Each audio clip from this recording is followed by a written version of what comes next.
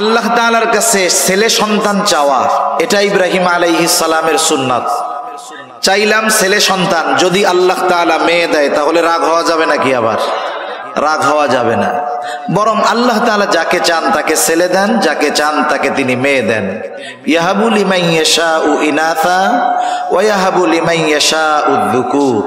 আল্লাহ তাআলা যাকে চান কন্যা দেন, যাকে চান ছেলে দেন। ইব্রাহিম আলাইহিস সালামের দোয়া আল্লাহ কবুল করলেন। সন্তান আসলো হাজেরার গর্ভে। হাজেরার গর্ভে যখন সন্তান আসছে, স্বাভাবিক আল্লাহ তাআলা নারী জাতিকে কিছু বিষয় সৃষ্টিগতভাবে দিয়ে দিয়েছেন। এর মধ্যে একটা হলো পরশ্রী কাতরতা।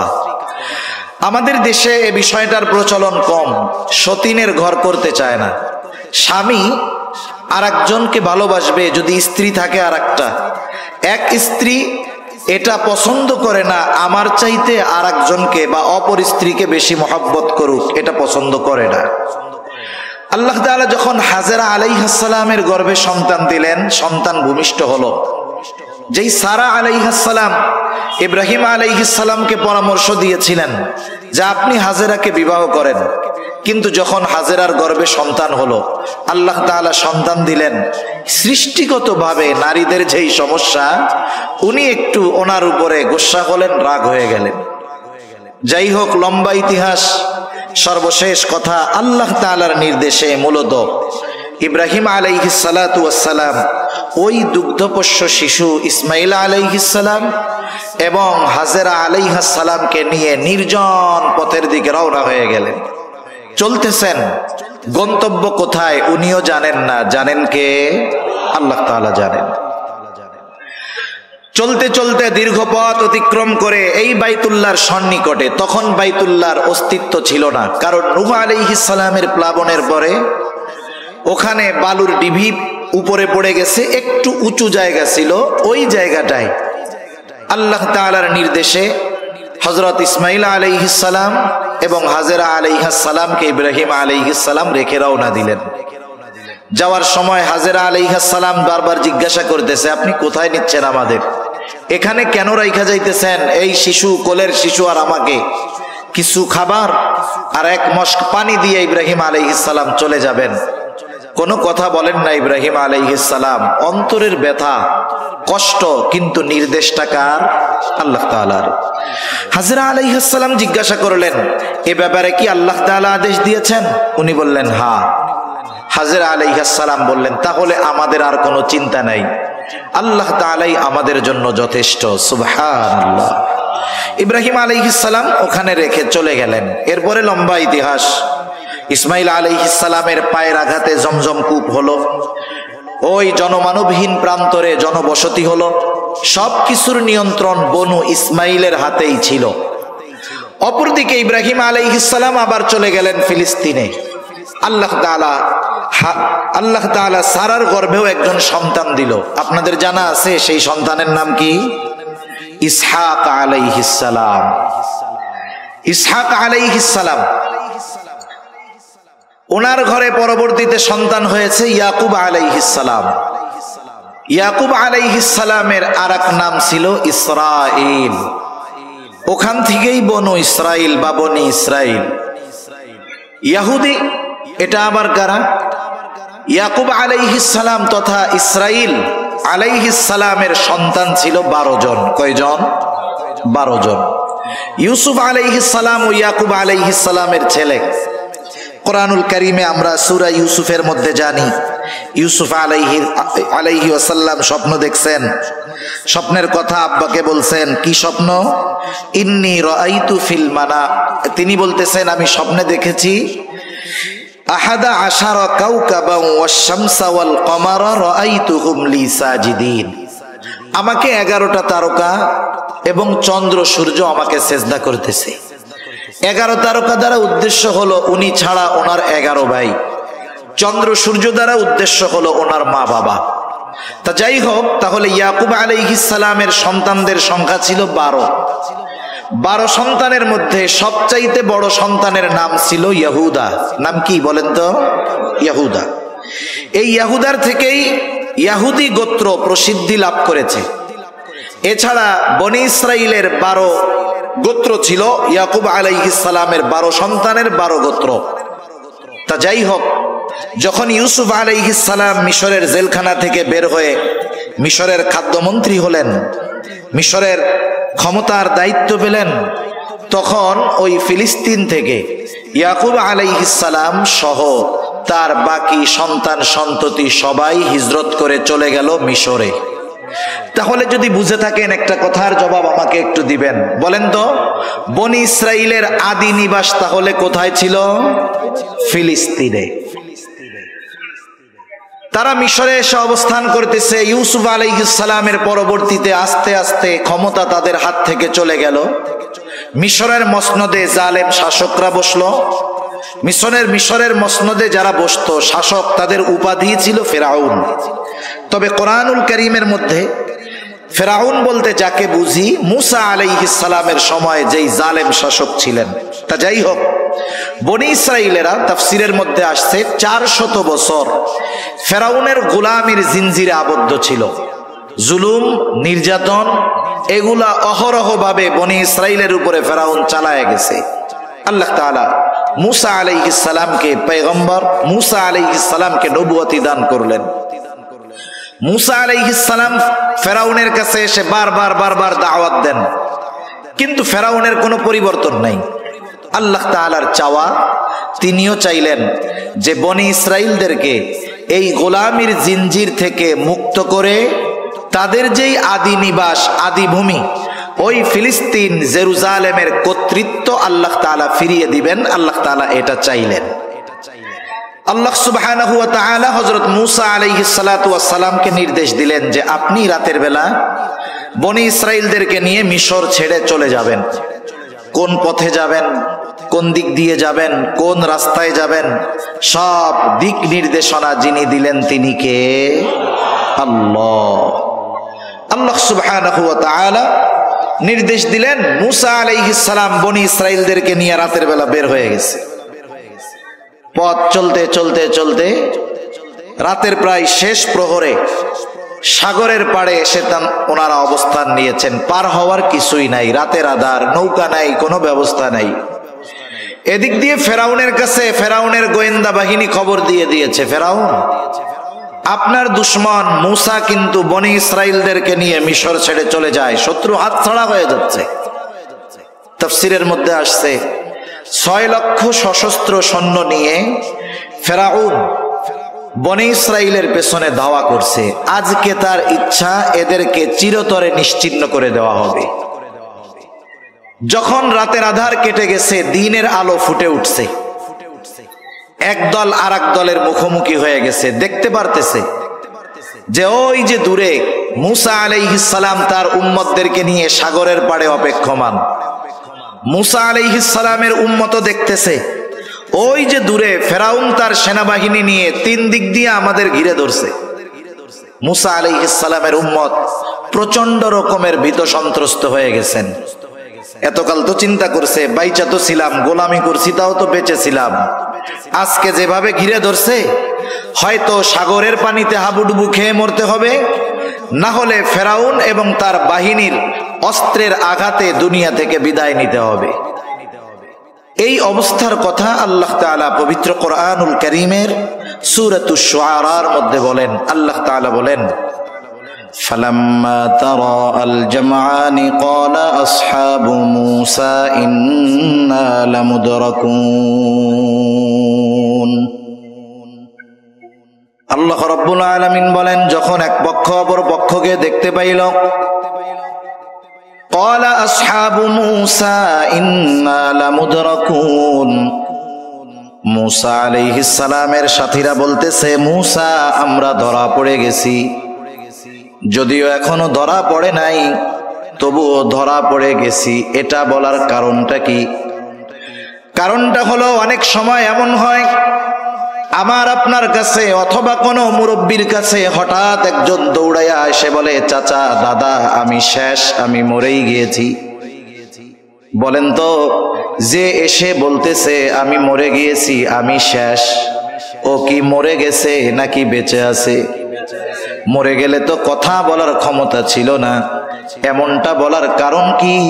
কারণ হলো আসন্ন বিপদের ভয়াবহতা অনুধাবন করে সে বুঝতে পেরেছে এই বিপদে যদি পতিত হয়, এই বিপদ যদি আমার উপরে পড়ে, আমার বাঁচার আর কোনো উপায় নাই।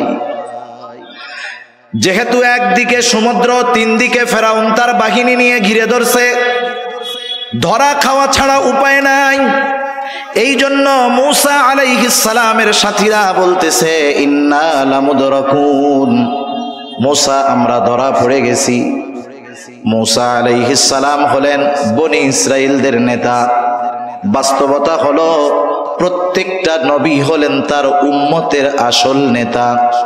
মূসা আলাইহিস সালাম বনি ইসরাইলদের নেতা, আর উম্মতে মুহাম্মাদির নেতা হলেন মুহাম্মাদুর রাসূলুল্লাহ। এই নেতৃত্ব যদি কেউ না মেনে নেয় তাহলে আখিরাতে বাঁচার আর কোনো উপায় নাই। নেতার কাজ কি? নেতার কাজ হলো যখন তার অনুসারীরা কোনো মুসিবতে পড়ে, বিপদে পড়ে, নেতা তার বলিষ্ঠ কণ্ঠে বক্তব্য দিয়ে তার অনুসারী, তার কর্মীদেরকে পথ নির্দেশনা দেন, সান্ত্বনা দেন। মূসা আলাইহিস সালাম ও তার উম্মতের সামনে সুন্দর চমৎকার একটা বক্তব্য দিলেন। যদিও বক্তব্যটা বড় ছোট, কিন্তু এই বক্তব্যের মধ্যে বনি ইসরাইলদের মনে আগত অনাগত সম্ভবত যত ধরনের প্রশ্ন আছে, ছোট্ট বক্তব্যের মধ্যে সব ধরনের প্রশ্নের উত্তর তারা পেয়ে গেল। কারণ বনি ইসরাইল জাতির একটা বদ খাসলাত ছিল, বিনা কারণে শুধু প্রশ্ন করত। কিন্তু মূসা আলাইহিস সালাম এমন একটা বক্তব্য দিলেন, কথা বললেন, যাতে তাদের মনে আর কোনো প্রশ্ন আসার সম্ভাবনা ছিল না। মূসা আলাইহিস সালাতু ওয়াস সালাম দাঁড়ায় বললেন, ক্বালা কাল্লা ইন্না মাইয়া রাব্বি সায়াহদিন। মূসা আলাইহিস সালামকে তারা বলতেছে ইন্না লামুদরাকুন, আমরা ধরা পড়ে গেছি। আর মূসা আলাইহিস সালাম কথার প্রথমেই বললেন কাল্লা। ওরা বলল ধরা পড়ে গেছি, মূসা আলাইহিস সালাম বললেন কখনোই নয়। নাবাচক কিছু শব্দ আছে আরবিতে, যেমন একটা শব্দ হলো লা। লা অর্থ না, মনে করেন, কিন্তু দুইটা অর্থের মধ্যে, দুইটা শব্দের মধ্যে তফাৎ আছে, পার্থক্য আছে। একটা উদাহরণ দিলে বুঝতে সহজ হবে। কষ্ট হচ্ছে না তো আপনাদের? কথা বুঝতেছেন তো? কারণ বলার মানুষ তো শুধু ওয়াজ শুনে না, ওয়াজ বুঝেও। কিছু এলাকায় আছে শুধু ওয়াজ শুনবে। আপনি যদি কোরআন হাদিস দিয়া কথা বলেন, কোরআন সুন্নাহ দিয়ে কথা বলেন, একটু পরে বলবে হুজুর মাঝে মধ্যে একটু সঙ্গীত কইয়েন, মাঝে মধ্যে একটু তাকবীর দিয়েন। দেখা যাবে এই কারণে ওই সব অঞ্চলের মুফাসসির, বড় মুফাসসির হলো সে 1 ঘন্টা বয়ানে 9টা সঙ্গীত বলতে পারবে, যে সে হলো ওই সব অঞ্চলের বড় মুফাসসির। তা বলার মানুষ ওয়াজ বুঝে, কারণ বুঝের মধ্যে একটা মজা আছে। যেই জিনিসটা বোঝা যায় ওই জিনিসটা হৃদয়ের মধ্যে থাকে বেশি দিন, ঠিক কিনা বলেন? ওই জিনিসের কথা অনুধাবন করতে পারলে জীবনে কাজে লাগানো যায়। তা মনে করেন আপনারা একজন আমাকে বললেন হুজুর চা খান, আমি বললাম যে লা, আরবিতে না, তার মানে কি বুঝবেন যে এখন খাবো না, তাই তো? কিন্তু কেউ যদি বলে হুজুর চা খান, আমি যদি বলি কাল্লা, তার মানে কি এখনো খাবো না, কখনোই খাবো না। মূসা আলাইহিস সালাম যদি বলতেন যে লা, ধরা পড়বো না, তাইলে ওরা বলতো মূসা এখন নাইলে পড়লাম না, পরে যদি ধরা পড়ি তাইলে কি হবে? যেই শত্রু একবার হাত ছাড়া হয়, ওকে যদি পরে ধরতে পারে, বলেন তো সাইজ সিঙ্গেল না ডাবল? ডাবল। এজন্য মূসা আলাইহিস সালাম বললেন কাল্লা, কখনোই ধরা পড়বো না, এখনো ধরা পড়বো না, কোনোদিন ধরা পড়বো না। এবার হয়তো বনি ইসরাইলেরা প্রশ্ন করতে পারতো মূসা ধরা যে পড়বো না কেমনে বলেন? 3 দিক দিয়ে ঘিরে তারা আসতেছে, একদিকে সমুদ্র, পার হওয়ার জন্য কোনো কিছুই নাই, ধরা পড়বো না কেমনে বলেন? কেমন যেন মূসা আলাইহিস সালাম বলতেছে শোনো, তারা যত বেশি মানুষ হোক না কেন, তাদের সাথে যত সামরস্ত্র থাকুক না কেন, আল্লাহ তাআলা আমার সাথে আছেন, ইন্না মাইয়া রব্বি, আমার সাথে আমার রব আছে। রব যেহেতু আছে, দুনিয়ার সব যদি বিপক্ষেও চলে যায় আমাদের কেউ কিছু করতে পারবে না। রব যদি সাথে থাকে, দুনিয়ার সর্বাধিক প্রযুক্তি নিয়েও কিছু করা যায় না। এর প্রমাণ আপনারা যারা জানেন, অবরুদ্ধ দুনিয়ার ওপেন কারাগার বলা হয় গাজাকে। চতুর্দিক দিয়ে কোনো সাহায্য গাজাতে ঢুকার উপায় নাই। চতুর্দিক দিয়ে ইসরায়েল এবং আমেরিকা তাদের দোসরদের দিকে দিয়ে আটকায় রাখছে। পৃথিবীর উন্মুক্ত কারাগার হলো এই গাজা। পৃথিবীর সর্বাধুনিক প্রযুক্তি সমরাস্ত্র ব্যবহার করে ইসরায়েল। এই ইসরায়েল তাদের সর্বাধুনিক প্রযুক্তি সম্পন্ন ট্যাঙ্ক, কামান সব নিয়ে গাজার অভ্যন্তরে স্থল অভিযান পরিচালনা করতেছে। বাস্তবতা হলো, গোটা দুনিয়ার সব মেইন স্ট্রিম মিডিয়াগুলোর পরিচালনার দায়িত্বে মোড়ল আছে ইহুদি খ্রিস্টানেরা, যার কারণে গাজার বাস্তব খবর আমরা পাই না।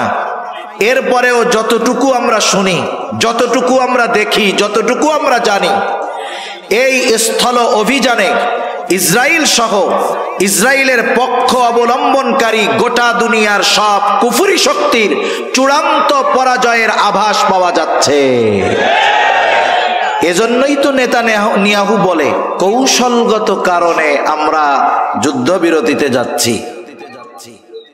কৌশলগত কারণে যুদ্ধবিরতিতে যাচ্ছি, বিষয়টা এমন নয়।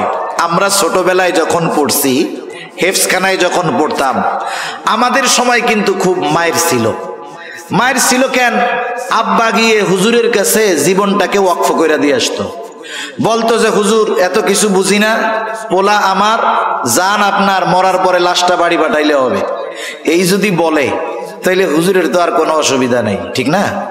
এখন মনে করেন ওই সময় আমাদের মাঝে মধ্যে দুষ্টমির কারণে মার খাইতাম, মারতো হুজুরে। এখন বলেন, মায়ের খাওয়া বিষয়টা তো এরকম, ব্যথা লাগুক আর না লাগুক, মায়ের খাওয়াটাই তো লজ্জার বিষয়, ঠিক না? কিন্তু আমরা ছোটবেলা কি চিন্তা করতাম? মায়ের দিছে, চিন্তা করতাম মায়ের খাইছি তাতে কি, ব্যথা না পাইলে আর লজ্জা হবে না। মায়েরটা খেয়ে যখন আসছি, বন্ধুরা আসে, আমরা এসে কি বলতাম? মিয়া মায়ের দিছে তাতে কি, ব্যথা পাই নাই। কথা বুঝেন নাই? মনে করতাম যে ব্যথা না পাওয়ার সাথে লজ্জার সম্পৃক্ততা। বিষয়টা কিন্তু তা না। কথা হলো, মায়ের তো দিছে, আস্তে দিক আর জোরে দিক, মায়ের খাওয়াটা মূল কথা, ব্যথা পাওয়াটা বিষয় ছিল না। ছোটবেলায় আমরা মনে করতাম ব্যথা না পাইলে লজ্জা নাই। এজন্য বন্ধুরা যদি বলতো মায়ের তো খাইছস, কি বলতাম? ব্যথা পাই নাই মিয়া। ইসরায়েল মায়ের খাইয়া এখন বলতেছে যে কৌশলগত কারণে আমরা যুদ্ধবিরতিতে সম্মত হতে যাচ্ছি। আল্লাহু আকবার। 3.5 বিলিয়ন, 3.5 মিলিয়ন ডলার, 1 মিলিয়নে 10 লক্ষ, তাহলে 35 লক্ষ ডলার, বাংলাদেশি টাকায় 35 লক্ষ গুণ গতকালকের হিসাব 128। 35 লক্ষকে গুণ যদি দেওয়া হয় 128 দিয়ে, কত হবে আমার জানা নাই। একটা ট্যাঙ্ক বানাতে এই পরিমাণ টাকা তাদের খরচ হয়েছে। অথচ আল্লাহর বান্দারা 500, 700, 200, 300 এই ডলারের ছোট ছোট ক্ষেপণাস্ত্র দিয়ে, ওই বড় বড় সমরাস্ত্র দিয়ে যাদের ক্ষতি করার বলে কোনো অবস্থা নাই, ওই ধরনের বড় বড় ট্যাঙ্কগুলাকে $1000 কামান দিয়ে ছিন্ন বিচ্ছিন্ন করে দিচ্ছে। সুবহানাল্লাহ। শুধু তাই না, আজকের খবরে দেখলাম ওরা যে বোমগুলা মারে, হামাসের উপরে মারে, ওই বোমগুলোর কিছু ধ্বংসাবশেষ সংগ্রহ করে ওরা আবার ক্ষেপণাস্ত্র বানায়। ওইগুলাকে দিয়ে ইসরায়েলি বাহিনীর বিরুদ্ধে ব্যবহার করে। 1000 টাকা দিয়ে 3.5 মিলিয়ন ডলারের ট্যাঙ্ক, একটা দুইটা নয়, 250-র উপরে ট্যাঙ্ক তারা ধ্বংস করে দিয়েছে। আর ইসরায়েল আস্তে আস্তে পিছু হটতেছে। সুবহানাল্লাহ। এর আগে আমরা দেখেছি ইমারতে ইসলামিয়া আফগানিস্তানে, আমরা শুধু শুনতাম যে ওরা খালি মরে, খালি মরে। গোটা দুনিয়ার কুফরি শক্তি এক, ন্যাটো আমেরিকা মিলে 20 বছর তাদের সাথে যুদ্ধ করার পর বাস্তবতা দেখলাম যে আমেরিকার ভান্ডার শূন্য, ইউরোপের ভান্ডার শূন্য হওয়ার পথে। এরপরে মোল্লাদের পিটানি খাইয়া রাতের আধারে ওরা পালাতে বাধ্য হয়েছে। এগুলো হয়েছে কেন? কারণ সাথে ছিলেন কে? হিজরতের সময় রাসূল আকরাম সাল্লাল্লাহু আলাইহি ওয়াসাল্লাম আবু বকর সিদ্দিক রাদিয়াল্লাহু তাআলা আন সাওর পর্বতে 3 দিন ওই গর্তের মধ্যে আত্মগোপন করছে। আবু বকর সিদ্দিক রাদিয়াল্লাহু তাআলা আনহু বলেন, কাফেরেরা আমাদেরকে খুঁজতে খুঁজতে একেবারে আমাদের গর্তের নিকটে চলে এসেছে। কথা বলতেছে, প্রত্যেকের কথার আওয়াজ আমি শুনতেছি, প্রত্যেককে আমি চিনতেছি। তারা আমাদেরকে খুঁজতেছে, আমাদেরকে পাওয়ার জন্য, দেখার জন্য বেশি দূরে যাওয়া লাগবে না। ওরা যদি ওদের পায়ের দিকে নজর দেয় আমাদেরকে দেখে ফেলতে পারবে। এমত অবস্থায় আবু বকর সিদ্দিক রাদিয়াল্লাহু তাআলা আনহু প্রচন্ড রকমের ভীত সন্ত্রস্ত হয়ে গেলেন। তিনি নিজের জন্য চিন্তিত নয়, চিন্তিত হলো মুহাম্মাদুর রাসূলুল্লাহ সাল্লাল্লাহু আলাইহি ওয়াসাল্লামের জন্য। কারণ আবু বকর তো এমন আশিকে রাসূল, আমাদের মতো জিলাপি সিন্নি খাওয়াইয়া আশিকে রাসূল না। আবু বকরকে যদি 100 বার হায়াত দেওয়া হতো, ওই 100 হায়াত 100 জীবন যদি নবীজির জন্য কোরবান করতে বলা হতো, আবু বকর এমন আশিকে রাসূল, ওই 100 জীবন 100 বার নবীজির জন্য কোরবান করতে প্রস্তুত থাকত। নবীজি যখন দেখতে পাইলেন আবু বকর সিদ্দিক রাদিয়াল্লাহু তাআলা আনহুর চেহারার মধ্যে ভয়ের ছাপ, চিন্তার ছাপ, নবীজি আবু বকর সিদ্দিক রাদিয়াল্লাহু তাআলা আনহুকে উদ্দেশ্য করে যে কথা ওই মুহূর্তে বললেন, যেই সান্ত্বনা দিলেন, আল্লাহ তাআলা কোরআনুল কারীমের মধ্যে সে কথা জানায়া দেন। আল্লাহ তাআলা বলেন, ইযহুমা ফিল গারি ইয ইয়াকুলু লিসাহিবিহি লা তাহজান ইন্নাল্লাহা মা'ানা। কেমন যেন নবীজি বলতেছেন, ও আবু বকর তুমি চিন্তা করো না, শত্রু যত কাছে হোক, যত শক্তিশালী হোক, ও আবু বকর এই গর্তের মধ্যে শুধু তুমি আর আমি 2 জন, এমনটা নয়। বলেন তো ওই 2 জনের সাথে যিনি আছেন তিনি কে? শত্রু যত কাছে হোক, যেহেতু আল্লাহ সাথে আছে, কোনো চিন্তা নাই। মুসা আলাইহিস সালাম বলতেছে, ওদের যা থাকে থাক, ইন্না মাইয়া রব্বি, আমার সাথে আমার রব আছে। সায়াহদিন, যেই রব পথ দেখায়া এই পর্যন্ত এনেছেন, সেই রব সামনের জন্য পথ দেখায়া দিবে। সুবহানাল্লাহ। আল্লাহ তাআলাও পথ দেখায়া দিলেন। আল্লাহ তাআলা বলেন, ফাআওহাইনা ইলা মূসা আন ইদরিব বিআসাকাল বাহর فانفلق فكان كل فرق كالطود العظيم। আল্লাহ রাব্বুল আলামিন বলেন, আমি মুসা আলাইহিস সালাতু ওয়াস সালামের কাছে প্রত্যাদেশ প্রেরণ করলাম, ওহী পাঠাইলাম, আনিদরিব বিআসাকাল বাহর, মুসা আপনি আপনার হাতের লাঠিটা দিয়ে সাগরের উপরে আঘাত করেন। মুসা আলাইহিস সালাতু ওয়াস সালাম আল্লাহ তাআলার নির্দেশে সাগরের উপরে লাঠি দিয়ে আঘাত করলেন। লাঠি দিয়ে আঘাত করার সাথে সাথে ফাংফালাক, লাঠির আঘাতে সাগর ফেটে 2 খণ্ড হয়ে গেল।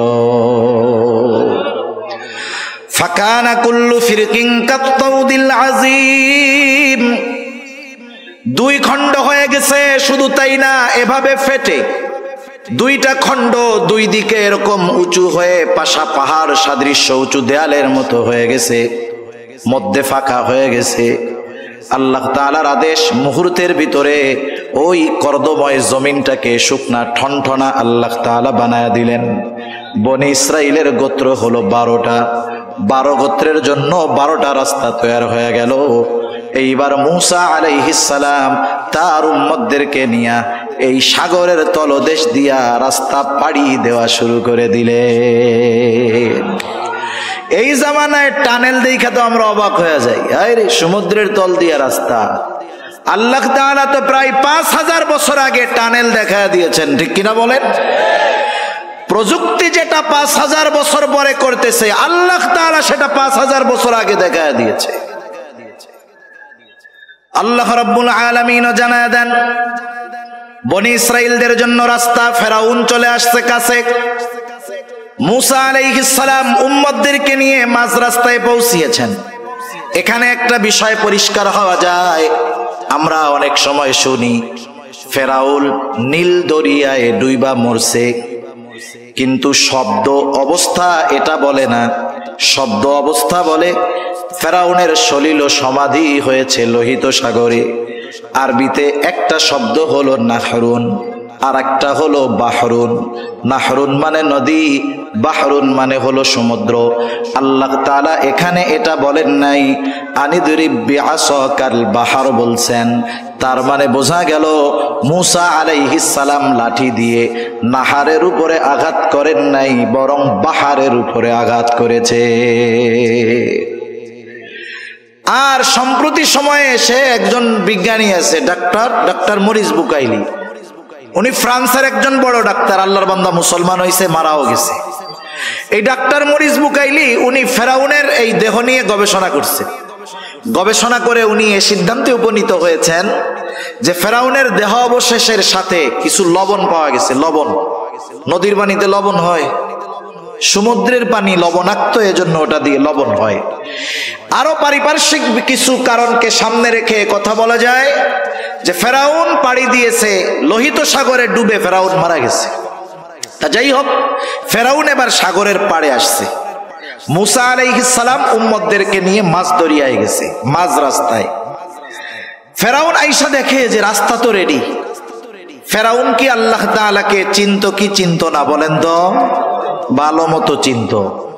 ফেরাউনও আল্লাহ তাআলার কাছে দোয়া করত যে আল্লাহ, আমি জানি আপনি রব, তবে আমি দুনিয়া চাই, আমারে দুনিয়ায় সব দেন। বুঝেন নাই? বর্তমান দুনিয়ার অনেক ফেরাউন আছে, এরাও কিন্তু বাইতুল্লাহ গিয়ে আমার মনে হয় এইটাই কয় যে আল্লাহ, আমি জানি আমি জালেম, এরপরেও দুনিয়া দেন আমারে।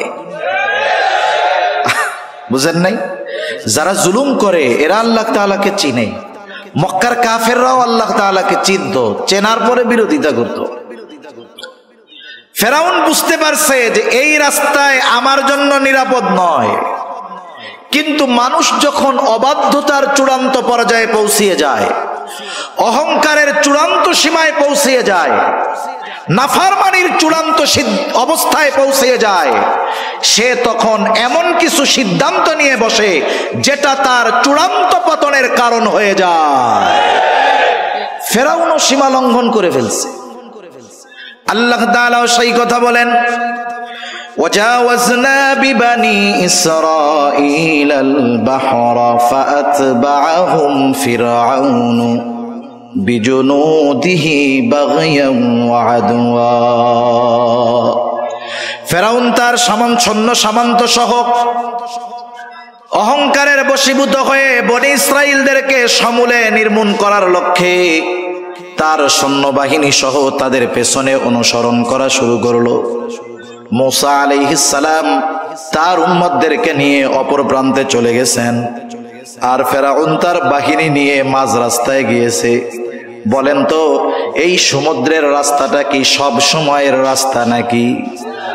মাঝে মধ্যে দেখবেন হাইওয়েতে যখন ব্রিজের কাজ হয়, রাস্তার কাজ চলতেছে, ব্রিজের কাজ যখন চলে, সাইড দিয়া আর একটা পার্শ্ব রাস্তা বানায় কি বানায় না? বলেন তো, যখন মূল রাস্তা ব্রিজ হয়ে গেল, পাকা হয়ে গেল, পার্শ্ব রাস্তার প্রয়োজন আছে? কেউ যদি এমপি সাহেবের কাছে গিয়ে বলে, এমপি সাহেব এক কাজ করেন, এই যে পার্শ্ব রাস্তা এটা তো এখন ব্যবহার হয় না, নষ্ট হয়ে যাচ্ছে, 5 লাখ বাজেট করেন, ওইটা আমরা ঠিক করি। এমপি সাহেব কি বলবে? এমপি সাহেব বলবে যে শোনো, ওইটা ঠিক করার তো দরকারই নাই, বরং ওই জায়গার যে মাটি আছে ওইটা কাইটা তুমি নিয়ে যাও, এতে আরো ঝামেলা যাবে। ঠিক কিনা বলেন? ছিল ব্যবহার শেষ, প্রয়োজন শেষ, ও রাস্তার আর কোনো দরকার নাই। আল্লাহ তাআলা রাস্তা বানিয়েছেন বনি ইসরাইলের জন্য, তাদের ব্যবহার যখন শেষ, রাস্তার প্রয়োজনও শেষ। ফেরাউন মাঝ রাস্তায় সৈন্য সামন্ত নিয়ে পৌঁছায়ছে। আল্লাহ তাআলা আদেশ দিলেন, পানি তুমি আগের অবস্থায় ফিরে যাও, কারণ আল্লাহ তাআলা হলেন এমন এক মহাপরাক্রমশালী সত্তা, তিনি যখন যা চান যা ইচ্ছা করেন শুধু বলেন হও, তৎক্ষণাৎ সেটা হয়ে যায়। আল্লাহ তাআলা বলেন ইন্নামা আমরুহু ইযা আরাদা শাইআন আন ইয়াকুলা লাহু কুন ফায়াকুন। আল্লাহ তাআলা যা চান শুধু বলেন কুন হও, ফায়াকুন তৎক্ষণাৎ হয়ে যায়। এইবার ওই সমুদ্রের দুই দিকের পানি একসাথে যখন ফেরাউন আর তার সৈন্য সামন্তের উপরে পড়ছে, একজনেরও নিচের থেকে উপরে আসার সুযোগ হয় নাই, সবগুলা ওইখানেই শেষ।